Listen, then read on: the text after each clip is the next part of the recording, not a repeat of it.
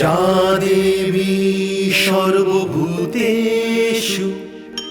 শক্তিরূপেণ সংস্থিতা নমস্তস্যৈ নমস্তস্যৈ নমস্তস্যৈ নমো নমঃ।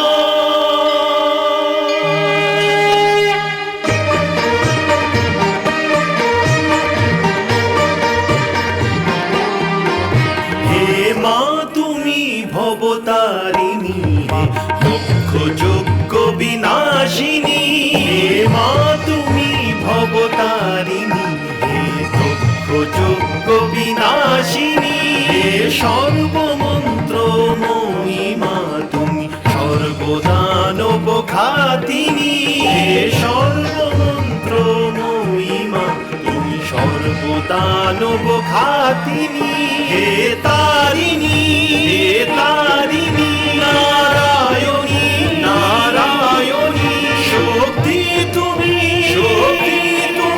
শূলধারিণী শূলধারিণী।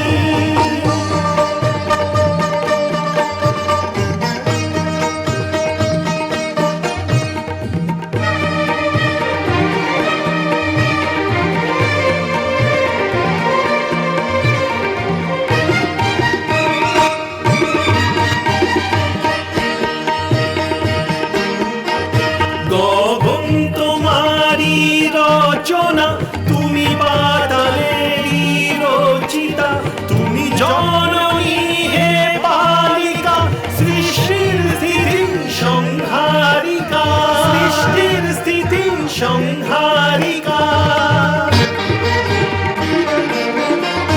ঘন শ্যামর ভূপতিতে বিলীন তোমারি কল্পনা, শূন্য তুমি তুমি পূর্ণমা হে জগদ্ধাত্রী কালিকা, কাটায়নী সুরবর্ষিণী তুমি মহিষাসুর মর্দিনী, হে তারিণী হে তারিণী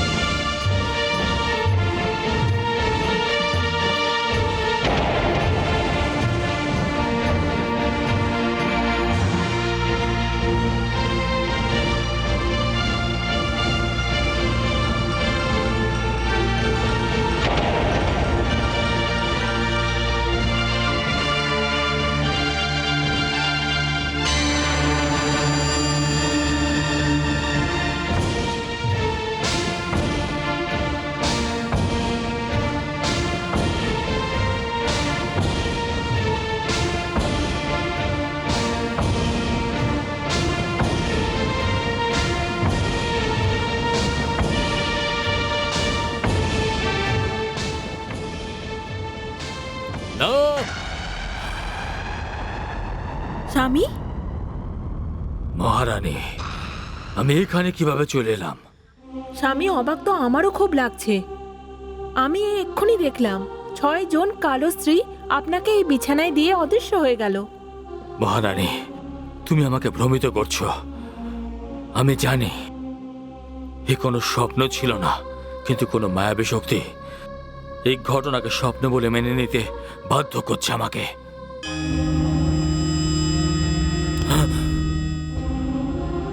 তারকাসুর, মা শক্তির প্রথমবার লেশমাত্র শক্তির প্রদর্শন দেখলি তুই, আর এই দশা হয়ে গেল তোর। আজ থেকে আগেও আমি তোকে বুঝিয়েছিলাম, কিন্তু তুই বুঝতে পারিসনি। এটা তো আমার একটা ছোট মায়াবী প্রদর্শন ছিল, তবে এরপর কি হবে সেটাও শুনে নে। তুই জানিস আজকে কি হয়েছে? আজকে ওই বালক অর্থাৎ পার্বতীর পুত্র পুরো 7 মাসের হয়ে গেল। তারকাসুর, তোর মৃত্যুর ভবিষ্যতের বাণীর প্রথম চরণ এখান থেকে শুরু হতে চলেছে। এবার তোর ভয়ঙ্কর মৃত্যুকে সারা সংসার দেখবে।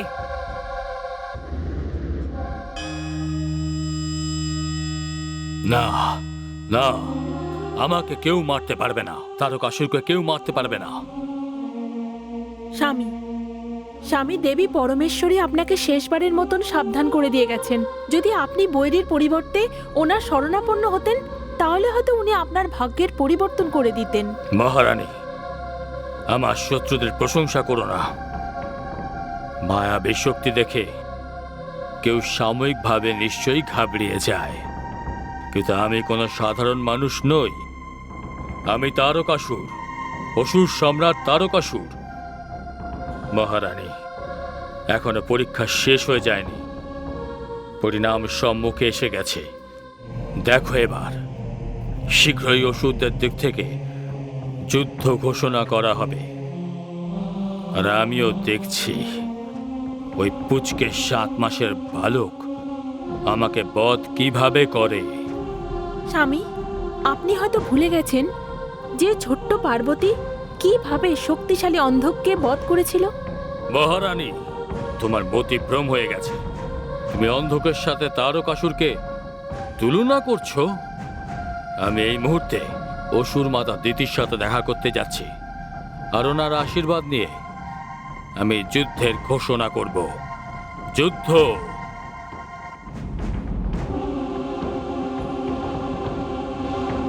হরি ওম তৎসৎ। হরি ওম তৎসৎ। হরি ওম তৎসৎ। হরি ওম তৎসৎ। হরি ওম তৎসৎ। মাতা, পুত্র, পুত্র, প্রণাম মাতা। আয়ুষ্মান হও পুত্র। এত বছর পরে মাতাকে মনে পড়লো তোর? না মাতা, এরকম কিছুই নয়। আরে কি মাতা, এ আমি আপনার মুখ থেকে কি শুনছি? হরিওম তৎসতের পাঠ? কি করি পুত্র, আমি সেই অভাগী মাতাদের মধ্যে পড়ি, যার পুত্রেরা কোনো না কোনোভাবে দেবতাদের কোপের মধ্যে পড়ে মৃত্যুর কোলে ঢলে পড়েছে। আর সে কারণেই পুত্র, আমি এই মন্ত্র জপের দ্বারা এই প্রয়াস করি পুত্র, যে যে কোনো প্রকারে দেবতাদের হাতে আমার সন্তানদের হত্যার ক্রম এবার বন্ধ হয়ে যাক ব্যাস। না মাতা, আপনি কিছুই এরকম করবেন না। দেবতারা ভাই হওয়া সত্ত্বেও সর্বদা আমাদের ওষুধের পিঠে ছুরি চালিয়েছে। সৃষ্টির সব শ্রেষ্ঠ জিনিস ওরা নিজেদের অধিকারে রাখতে চায়। ওদের হৃদয় ছল আর কপটে পরিপূর্ণ। মানবকে নিজের মন্ত্র দিয়ে ওরা নিজের দাস বানিয়ে রেখেছে। এরা তো আমাদের জন্ম জন্মের শত্রু, আর আপনি ওই দেবতাদের সমর্থন করছেন। তুই বুঝতে পারবি না পুত্র, ছাড় দেবতাদের, নিজের কথা বল। কেমন আছিস তুই? আর আজ অকস্মাৎ মায়ের ঘরের রাস্তা কি করে মনে পড়ে গেল তোর? সবকিছু কুশল তো? মাতা, আপনাকে স্মরণ করার কারণ হলো আমি দেবতাদের সাথে যুদ্ধ ঘোষণা করতে চলেছি। কি?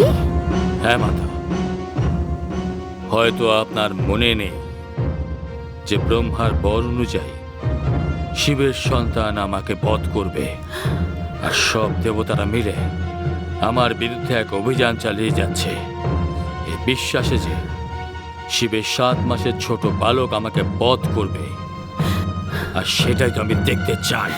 না না পুত্র, না, মাতার সামনে দাঁড়িয়ে তুই এরকম কথা বলিস না। আমি জানি যে কালের প্রহার কত ঘাতক হয়। কালের আয়ু দেখা যায় না পুত্র। আর তুই এমন সময়ে আমার কাছে এসেছিস যখন তোর আর করার কিছুই অবশিষ্ট নেই পুত্র। আর তুই কত বড় ভুল করেছিস পুত্র, যে অসুর সমুদায়ের জন্য এমন একজন উত্তরাধিকারী এমন তৈরি করিস নিজে যে তোর পরে তোর স্থান গ্রহণ করতে পারে।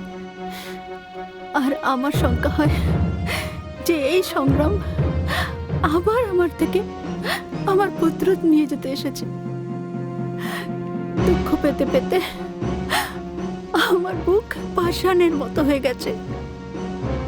কিন্তু যখন যখন কোনো সব ওঠে তখন খুব কষ্ট হয়। আপনি আমার চিন্তা করবেন না মাতা। পুত্র, তুই আমার প্রশ্নের উত্তর দিলি না। আপনি সত্য বলেছেন মাতা। ব্রহ্মার বরদানের চিন্তায় আমি এই বিষয়ে কোনো দৃষ্টি দিইনি। আমি এটা ভুলেই গেছি যে আমার পরে ওষুধের কি হবে। কিন্তু মাতা, এখনো আমাদের ওষুধদের মধ্যে এমন এমন মহাবীর আছেন যাদের উপর আপনি গর্ব অনুভব করবেন, যারা ওষুধের ভবিষ্যৎ নির্মাণ করবে। আজ আপনার কাছ থেকে বিদায় নেওয়ার আগে সেই 2 নামকে আমি ঘোষণা করছি। তারা হল রম্ভ আর করম্ভ। এরা দুজন এখানেই থাকবে। আমি ওদের দেবাসুরের সংগ্রামে ভাগ নিতে দেব না। মাতা, আমাকে আশীর্বাদ দিন, কিন্তু দুঃখী হয়ে থাকলে আশীর্বাদ দেবেন না। আপনি তো বললেন যে কালের আয়ু দেখা যায় না, কিন্তু তাও আমি আমার কালকে এক মোক্ষম আঘাত নিশ্চয় করব। যা পুত্র, মা হই তাও আশীর্বাদ তো দেবই। কিন্তু কিন্তু কি মাতা? এমনও তো হতে পারে যে আমি আবার এসে আপনার সাথে দেখা করি, আর তাই কোনো কিন্তু ছাড়াই আপনি আশীর্বাদ করুন। তুই জানিস না পুত্র, এই দিবসের সংগ্রাম না জানি আমার কত পুত্রের বলি নিয়ে নিয়েছে। তোর মতোই তোর ভ্রাতারা ইন্দ্রকে পরাজিত করেছিল, কিন্তু শেষে পরাজয় সর্বদা আমাদের অসুরদেরই হয়েছে। আর প্রতিবার আমি নিজের এক সন্তান হারিয়েছি। আর আজ আমি মা হয়েও তোকে আশীর্বাদ তো দিচ্ছি বাবা, কিন্তু আমি নিভে যাওয়া প্রদীপ নিয়ে তোর প্রতীক্ষা করব পুত্র। প্রণাম মাতা। আয়ুষ্মান হও পুত্র, আয়ুষ্মান হও।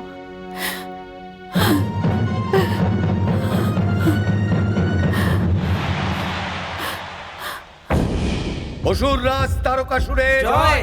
অসুর রাজ তারকাসুরের জয়! অসুর রাজ তারকাসুরের জয়! অসুর রাজ তারকাসুরের জয়! মহান অসুর সম্রাট তারকাসুরকে রম্ভের প্রণাম স্বীকার হোক। অসুর সম্রাট তারকাসুরকে করম্ভের প্রণাম। অসুর বীরেরা সেই সময় উপস্থিত যখন আমাদের আর একবার অসুরদের প্রতিষ্ঠাকে দেবতাদের পরাজয়ের দর্শন করাতে হবে। আমাদের কাছে পরাজয়ের পরে দেবতারা শিবের সন্তানের শরণ নিয়েছে।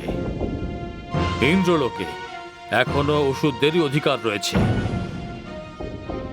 কিন্তু এই দেবাসুরের সংগ্রামের সব থেকে হাস্যকর পর্যায়ে এই যে আমার কাছে পরাজিত দেবগণ, আমার ভয়ে পালিয়ে যাওয়া দেবগণ আমাকে যুদ্ধের হুমকি দিচ্ছে। অসুর সম্রাট মহান তারকাসুর, আমরা আপনার একটি মাত্র ইশারাতে নিজেদের রক্ত দিতে প্রস্তুত। মহাবীর রম্ভ, আমি সর্বদা আপনার বীরত্বের সম্মান করেছি। আপনি আর আপনার ভ্রাতা করম্ভ আমাদের অসুরদের কাছে গর্বের কারণ। বিগত দেবাসুরদের সংগ্রামে আপনারা দুই ভ্রাতা দেবতাদের যে ঘা দিয়েছেন সেটা এখনো শুকায়নি। আপনাদের দুজনের নাম শুনলেই দেবতারা এরকম কেঁপে ওঠে যেন ঝড়ে শুকনো পাতা। হে অসুর সম্রাট, ওই দেবতাদের জন্য আপনাকে কষ্ট করার কোনো প্রয়োজন নেই, আর না অসুর সেনার প্রয়োজন আছে। হ্যাঁ অসুর সম্রাট তারকাসুর, ওই পলাতকদের জন্য আমরা দুই ভাই যথেষ্ট। না না মহামতি রম্ভ, এই বিচার আমি আগে করেছিলাম, কিন্তু এই বিচার আমাকে অসুরদের ভবিষ্যতের জন্য চিন্তায় ফেলে দিয়েছে। আমি জানি যে আমার লড়াই একটা 7 মাসের বাচ্চার সঙ্গে হবে, কিন্তু সেই 7 মাসের বালকের পেছনে আমার হাতে পরাজিত সব দেবতাদের ঘৃণা রয়েছে। এখন তো দেবতারাও অসুরদের মতন ছলনা করতে শুরু করেছে। যুদ্ধের পরিণাম একজনের মৃত্যু আর আরেকজনের বিজয় হয়। তাহলে হে মহাবীরগণ, আমি অসুরদের ভবিষ্যৎ তোমাদের দুজনের কাঁধে ছেড়ে যাচ্ছি। হে অসুর সম্রাট, এ আমাদের সাথে অন্যায় ছাড়া আর কি? যখন অসুরদের জন্য রক্ত দেওয়ার সুযোগ এলো, তখন আপনি আমাদের তা থেকে বঞ্চিত করছেন। হ্যাঁ মহাবীর করম্ভ, আমি আপনাদের দুই ভ্রাতার রক্ত সমগ্র অসুর সমুদায়ের জন্য সুরক্ষিত করছি। আমাকে কথা দিন যে সেনাদের প্রস্থানের পরে আপনারা দুজন যুদ্ধক্ষেত্রে আসবেন না। এ আপনি কি বলছেন? হ্যাঁ মহাবীর রম্ভ, আমার কাছে সময় কম। আমার কাছে প্রতিজ্ঞা করুন যে আপনারা দুই ভাই অসুর সমুদায়ের সুরক্ষার জন্য জীবিত থাকবেন আর তাদেরকে নেতৃত্ব প্রদান করবেন। আমাকে কথা দিন। হ্যাঁ মহাবীর, আমাকে কথা দিন।